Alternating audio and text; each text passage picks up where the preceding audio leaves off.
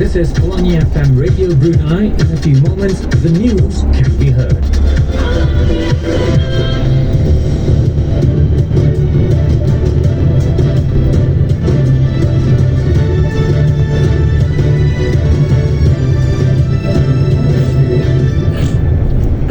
Bismillahirrahmanirrahim. Assalamualaikum warahmatullahi wabarakatuh.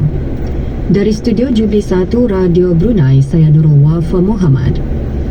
Ke bawah Duli Yang Maha Mulia Paduka Seri Baginda Sultan Haji Hassanal Bolkiah Muizzaddin Wad Daulah Ibni Almarhum Sultan Haji Omar Ali Saifuddin Saadul Khairiwaddin, Sultan dan Yang di-Pertuan Negara Brunei Darussalam berangkat menyertai rakyat dan penduduk negara ini ke Majlis Kesyukuran, sembahyang fardu maghrib berjemaah, sembahyang sunat hajat berjemaah dan doa kesyukuran sempena sambutan ulang tahun Hari Keputeraan Baginda ke-78. Majlis diadakan lewat petang tadi di Jamiah Sri Hassanal Bolkiah, Kampung Kiarong. Berangkat sama paduka-paduka anak anda dan adinda ke bawah Duli Yang Maha Mulia, Duli Yang Teramat Mulia Paduka Seri Pengiran Muda Mahkota Pengiran Muda Haji Al-Muhtadi Billah, Menteri Kanan di Jabatan Perdana Menteri, Duli Yang Teramat Mulia Paduka Seri Pengiran Muda Abdul Malik, Duli Yang Teramat Mulia Paduka Seri Pengiran Muda Abdul Matin, dan Duli Yang Teramat Mulia Paduka Seri Pengiran di Gadong Sahibul Mal Pengiran Muda Haji Jeffrey Bolkiah. Keberangkatan ke bawah Duli Yang Maha Mulia dijunjung oleh Yang Amat Mulia Pengiran Indra Setediraja Sahibul Karib Pengiran Anak Haji Idris bin Pengiran Maharaja Lila Pengiran Muda Abdul Kahar Yang di-Pertua Adat Istiadat Negara. Yang Berhormat Datuk Seri Setia Awang Haji Ahmadin bin Haji Abdul Rahman, Menteri Hal Ehwal Dalam Negeri selaku pengerusi Jawatan Kuasa Kebangsaan sambutan. Yang Berhormat Pihin Udana Khatib Datuk Paduka Seri Setia Ustaz Haji Awang Badaruddin bin Pengarah Datuk Paduka Haji Awang Osman, Menteri Hal Ehwal Agama. Yang Berhormat Pihin Datuk Lala Raja Major Jeneral Bersara Datuk Paduka Sri Haji Awang Halbi bin Haji Muhammad Yusof, Menteri di Jabatan Perdana Menteri dan Menteri Pertahanan kedua. Yang Berhormat Datuk Seri Setia Dr. Awang Haji Muhammad Isham bin Haji Jaafar, Menteri Kesihatan, dan Yang Berhormat Pihin Datuk Seri Maharaja Datuk Paduka Seri Setia Dr. Ustaz Haji Awang Abdul Aziz bin Junaid, Mufti Kerajaan. Sembahyang fardu maghrib dan sembahyang sunat hajat berjemaah diimamkan oleh Yang Berhormat Pihin Orang Kaya Paduka Seri Utama Datuk Paduka Seri Setia Haji Awang Salim bin Haji Besar. Doa kesyukuran dibacakan oleh Yang Berhormat Pihin Orang Kaya Paduka Seri Utama Datuk Paduka Seri Setia Haji Awang Salim. Acara sambutan perayaan utama dan acara kerajaan lainnya bermula esok dengan istiadat barisan kehormatan disusuli dengan istiadat mengadap dan mengurniakan bintang-bintang kebesaran negara Brunei Darussalam. Ke bawah Duli Yang Maha Mulia Paduka Seri Baginda Sultan Haji Hassanal Bolkiah Muizzaddin Wad Daulah Ibni Almarhum Sultan Haji Omar Ali Saifuddin Saadul Khairiwaddin, Sultan dan Yang di-Pertuan Negara Brunei Darussalam telah berkenan menghantar titah perutusan tahniah kepada Tuan Yang Terutama Emmanuel Macron, Presiden Republik Perancis, Kerajaan dan Rakyat Republik Perancis bersempena dengan Bastille Day. Majlis Kesyukuran, sembahyang fardu maghrib berjemaah, sembahyang sunat hajat berjemaah dan doa kesyukuran sempena sambutan ulang tahun Hari Keputeraan ke bawah Duli Yang Maha Mulia juga diadakan di 3 daerah yang lain. Di daerah Tutong, majlis tertumpu di Masjid Hassanal Bolkiah Pekan Tutong. Hadir Yang Berhormat Datuk Seri Setia Dr. Awang Haji Abdul Manaf bin Haji Matusin, Menteri Sumber-Sumber Utama dan Pelancongan. Manakala Masjid Muhammad Jamalul Alam Kuala Belait menjadi tumpuan acara di daerah berkenaan. Hadir Yang Berhormat Datuk Seri Setia Awang Haji Muhammad Juanda bin Haji Abdul Rashid, Menteri Pembangunan. Di daerah Temburong, Masjid Utama Muhammad Saleh Pekan Bangar menjadi tumpuan majlis. Hadir Yang Berhormat Pengiran Datuk Seri Setia Syamhari bin Pengiran Datuk Paduka Haji Mustafa, Menteri Pengangkutan dan Info Komunikasi. Juga hadir Yang Berhormat Awang Haji Sulaiman bin Haji Nasir, Ahli Majlis Mesyuarat Negara. Hubungan mesra dan akrab yang telah lama terjalin antara negara Brunei Darussalam dan United Kingdom dipertingkatkan lagi dalam beberapa tahun kebelakangan ini, baik secara dua hala atau pelbagai hala melalui kerjasama di rantau Asia Tenggara.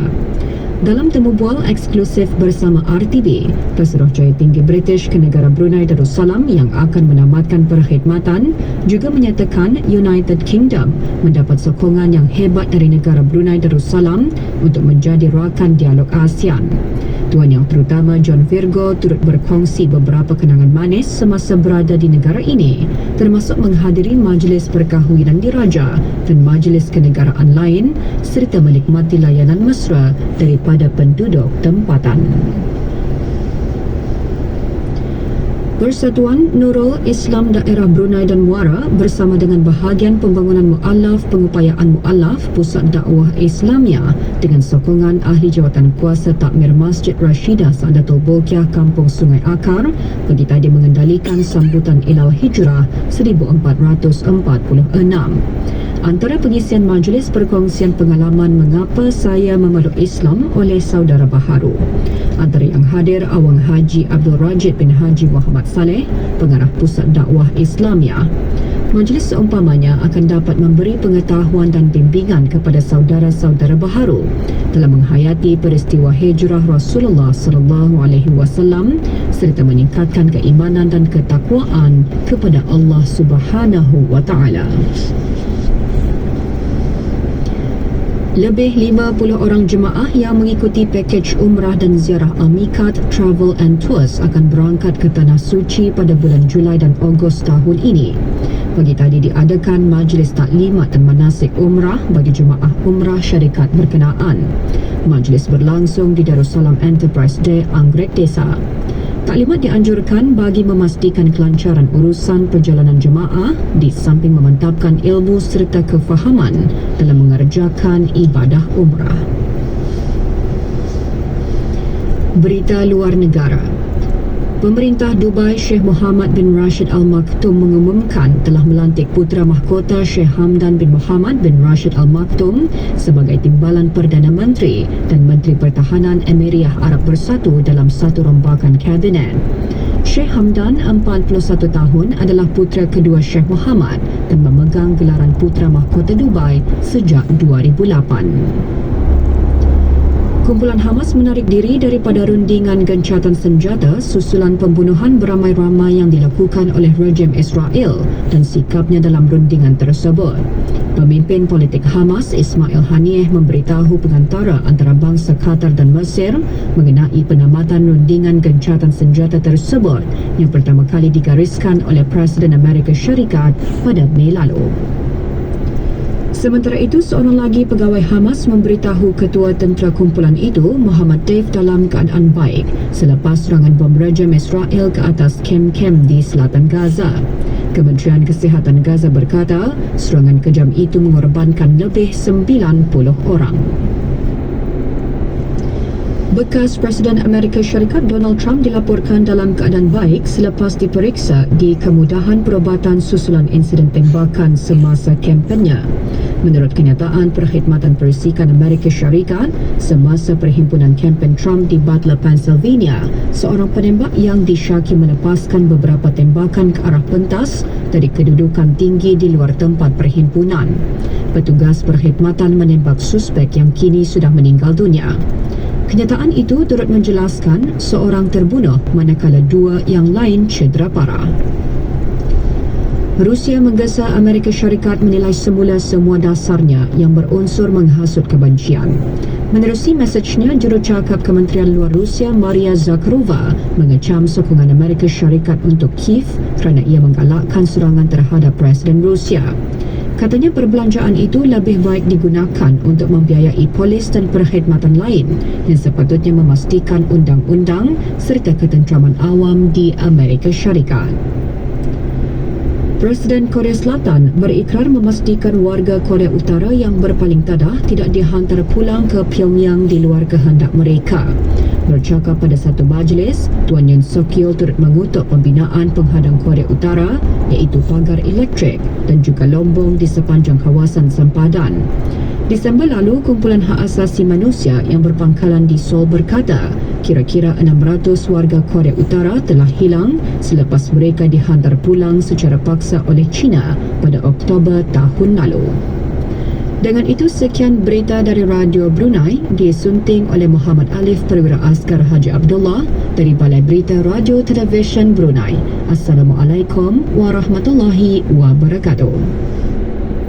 Waalaikumsalam warahmatullahi wabarakatuh. The next Perdana News can be heard tomorrow at 7 a.m. Brunei time. Hai alami